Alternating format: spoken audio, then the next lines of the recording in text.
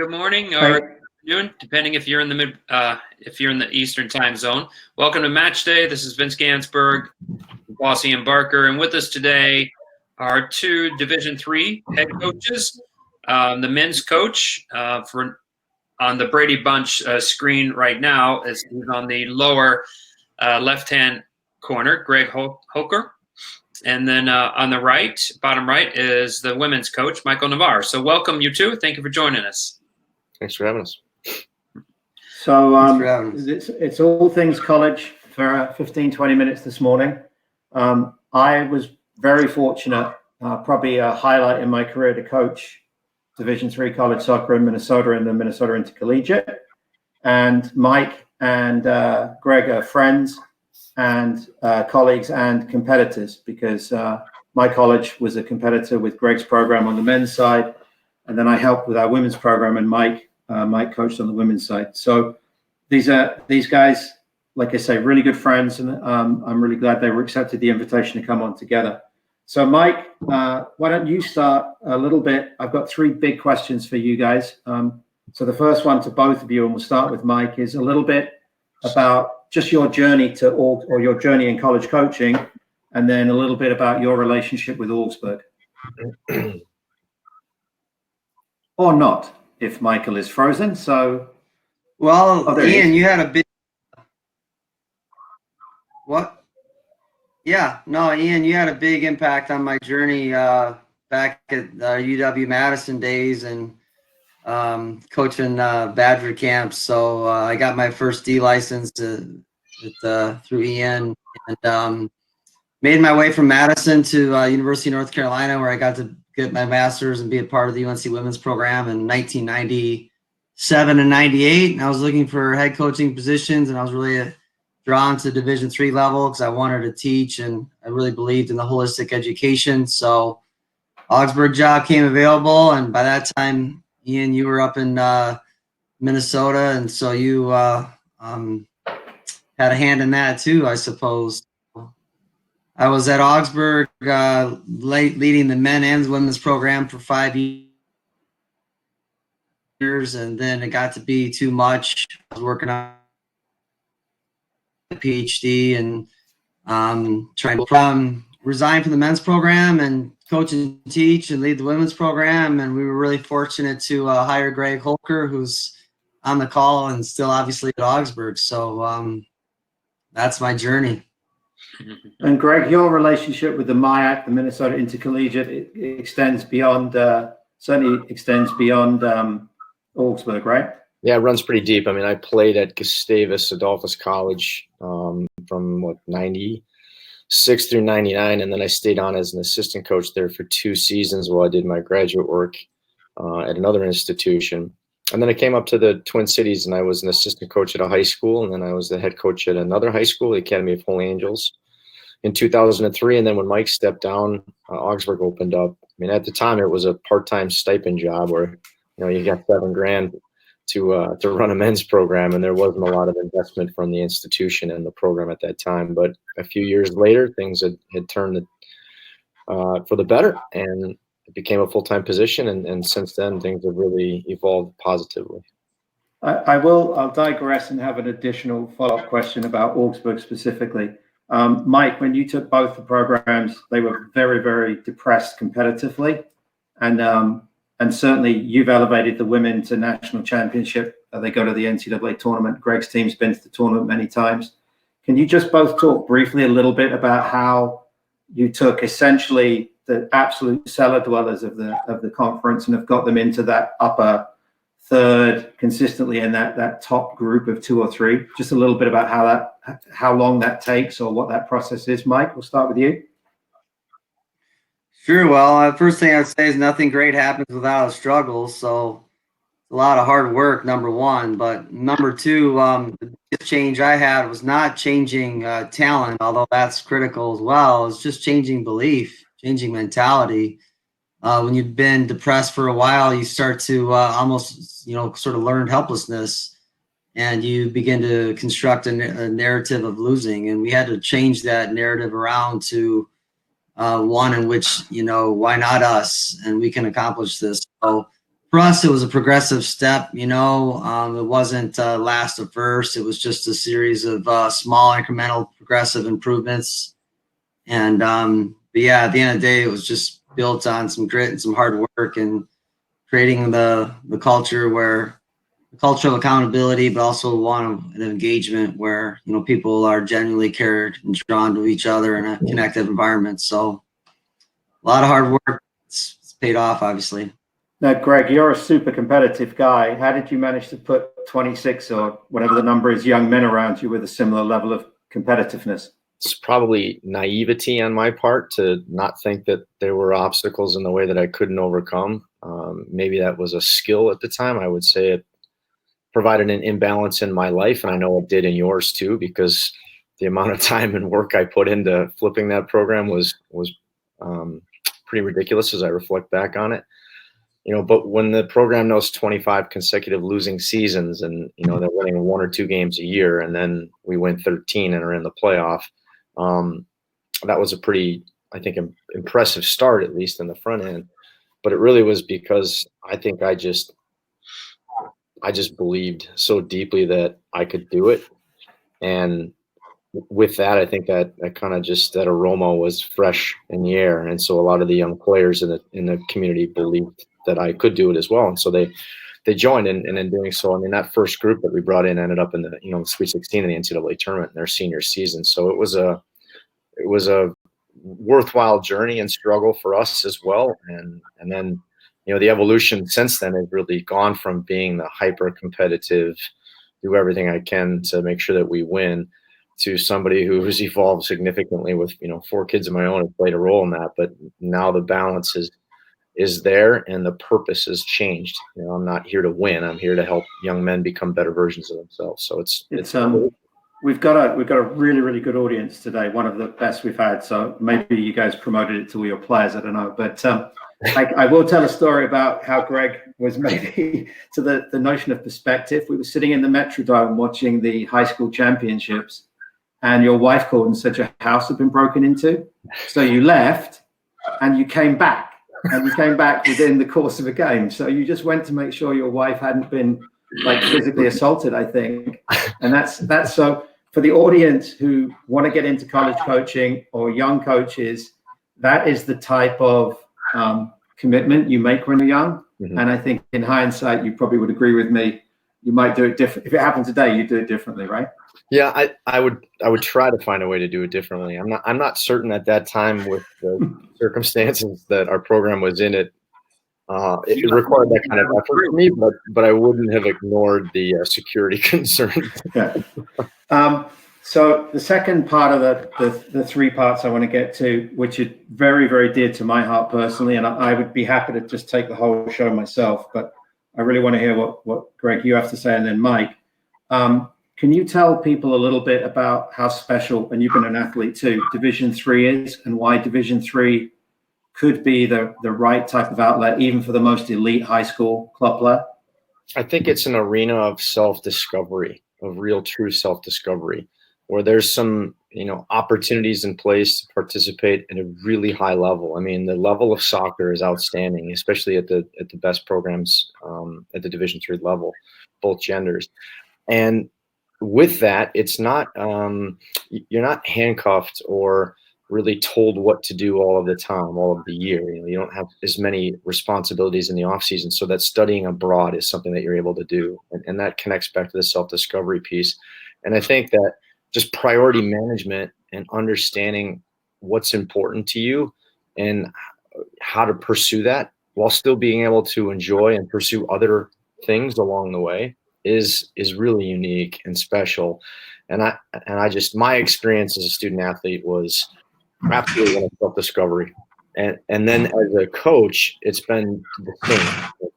And a lot of that is the shared interactions with the players that we have from the unique, their own unique stories and watching them grow and develop. But Division III just offers a little bit more flexibility and opportunity to really figure out who you are and what you want to do. And you can make a difference in the world. Not that anybody else can't make a difference in the world. That's not what I'm saying. I just think that there's an incredible amount of balance that affords itself at our level. Yeah, it's interesting. Ian McCallum's listening in, and you pretty much answered the question that he asked. I remember we had an athlete at McAllister. After he graduated, he got smashed up in a car wreck, and they tried to do a GoFundMe for $15,000, and they made it in like an afternoon, and it was ridiculous. And I posted online how proud I was of the McAllister family, and then I realized that, like a lot of your athletes and colleagues, and a lot of the MIAC. And so I quickly added to that and said, I'm not suggesting the McAllister family is special. It's our family, and Augsburg has a family. And certainly my experience in the community that you and Mike have created at Augsburg, and then all of our colleagues in the MIAC, St. Olaf, Gustavus, St. John's, I think really speaks to that. Mike, you want to tell us a little bit about D3 from your perspective? Yeah, I really liked Greg's thought on self-discovery. I mean, for me, it's a hero's journey, and there is an old story. It's still good, and that is the quest, and to try to actualize what your potential is. And you can say that's a privileged sort of outlook, but I think the pursuit of meaning does cut across race, gender, ethnicity, socioeconomic status. I mean, people want a purpose in their life. And, back to Greg's point, Division III allows for that holistic development where you're not just pushed athletically, but you're pushed to grow, in your intercultural competence, as a member of a community that you referenced, Ian. So I think I would just be repeating, what both of you said. Placing the individual, but yet within the confine of a collective is really a powerful experience. And I think a lot of people, it's very rare that you would go from 3 to 1, even though you could. I mean, I think people get in the environment and they realize that, wow, this is more than I had even imagined or wanted. And so they're more likely to stick around because they sense that you're cared for in a multi-dimensional way. Yeah. I just think, one of the things at a slightly cruder level than your response is people think that Division III schools, liberal arts schools, are much more expensive than public state schools, which is not the case. And then I was at the Minnesota State High School Convention last year, and the coaches were complaining that the college coaches don't come out and watch them. And I said, well, do you go and watch Augsburg and McAllister and St. Thomas? And they reported that they didn't. And I suggested you do realize you play at the same time as them, which is a challenge for everybody. But a lot of club coaches, a lot of parents underestimate the level of play, and they also underestimate the affordability of the Division III liberal arts or state schools. And then I think, average class size is probably about 20, right, at Augsburg, something like that. Yeah. And so the right type of student can flourish in that environment, certainly a lot more differently than Madison, where you went to school, Mike, and I was coaching. Massive school, and there's a lot of positives, but it's also challenges. And of course, the Division III setting is much tighter in that regard. So thank you for those. Mike, I'm going to come to you with the third and final sort of question, and then we'll do a quick wrap. Because we've talked exclusively about Augsburg, Division III, your journey, and we haven't tied it into anything that's contemporary right now. But obviously, we're all doing this from Zoom, and we're not in our offices, and we're not with our athletes. So you want to talk a little bit about your relationship with your current team and potentially some of your recruits, how that's going for you right now? Sure. So my biggest thing when this went down was, it was hard, because I get all these emails, this is what you need to do. This is the latest and greatest, and people availing themselves and blah, blah, blah. But in the end of the day, I'm like, wait a second, we got to it's about connection and engagement within our program first, and making sure people are okay and safe. And then from there, build out. So for me, it was just a matter of getting our recruits, our incoming players, connecting with them, connecting with our current players. My staff has done an outstanding job. Jen Larrick and Taylor Greathouse in particular. Taylor's been connecting all the incoming players in small groups with the current players, are working and doing the same thing. So for us, it was just a process of connection and making sure people were safe. And sure, we rolled out a workout plan, but at the end of the day, it was less about, ball work videos and more about just personal.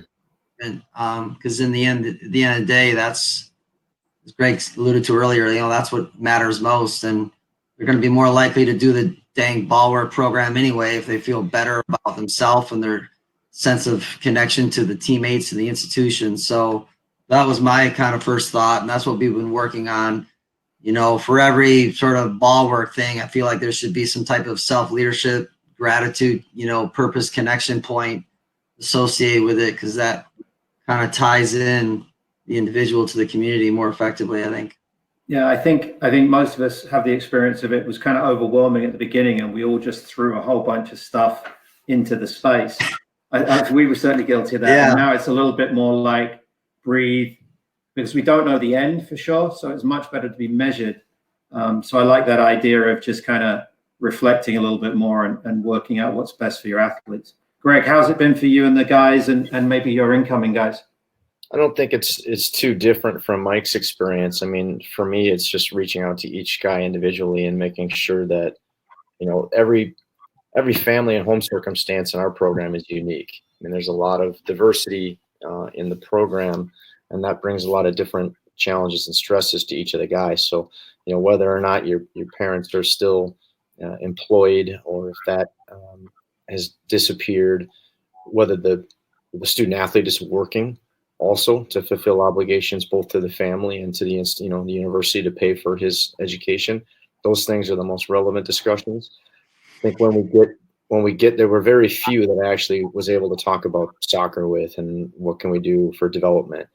And those were in environments where the safety net was strong and they had access to some things. And that just isn't that common in our program with the makeup of our university. And I think that's actually a special thing. So the great challenge, though, is as we move forward into this is the unknown. I mean, whether we have a fall season or not is a complete mystery. We're moving forward as if we're going to, but we also have, plan B and plan C. If there's an amended season, perhaps like a 10-game conference only schedule that starts late September, something's different. The students arrive, later. Our university, like Tessa's, are speaking about potential hybrid options, some off campus and then arriving on campus. And there's just so many things we don't know about. And really the impact that's having on our prospective students or our committed athletes are two different stories. The kids that we have that are deposited and planning on enrolling are still in our communication with them, absolutely unwavering and feeling really strong about their experience and what this is going to bring for them. I don't know what's going to happen if the season disappears. And I also was honest in a discussion with our admissions office last week, and I spoke to him and I said, I got to be honest here. We have to consider impact on the 2021 class that the 2020s will have if there is not a season and then they start playing the following year. We also have to be thinking and thoughtful about the experience of our university and our program. And is it what we're actually, telling the kids we're going to provide? And is it better to take a leap year or a leap semester and then come in, or is it better to come in at the current time? So there's just so many unknowns and so many questions I think that, all of us in this arena are dealing with. And, at this point, it's just to be as transparent as we can, as much as we know, and still be empathetic and really kind of move forward with compassion and understanding and just try to support people to the best of our ability. Yeah, I think it's really interesting because I know how diverse your team is, particularly because of the communities around Minneapolis you draw from. And it's interesting because you do have players that are working sometimes to support their families. Maybe they're the only English speaker in the family too. So it's not quite the suburban middle-class challenges that some of our kids have. No. Mike, are you in the MIAC? We passed pretty much. Do you have any flights next year? Are you all? Did you have an out-of-state travel? We were supposed to open up the season on a bit of a road trip. Unfortunately, no airfare or anything. We didn't have any to fly, so we'll see how what happens. But at this point, we haven't at least sort of obligated ourselves to anything that we can't recover from. Yeah, when somebody decides a 55-seater bus can only have X number of people on it, that can affect squad size potentially. Greg, are you flying anywhere, or were No, you meant not- to be flying anywhere? Yeah, not this year. We took our domestic flight this last year. We were meant to be doing an international trip in the spring, and that's been we'll cut that out. But I do know that colleagues that had games scheduled, they've been canceled at this point. Anything that's a domestic flight, for the most part, I think is people are walking away from that right now. Yeah. Well, guys, we've been on 20 minutes, which is around the time. I want to thank you both for the time. I'd like to say I don't want to get you back on again because we'll be out of this sooner than later, but I have a feeling we might be giving you a call in a couple of weeks and saying, let's come in and talk about some other stuff.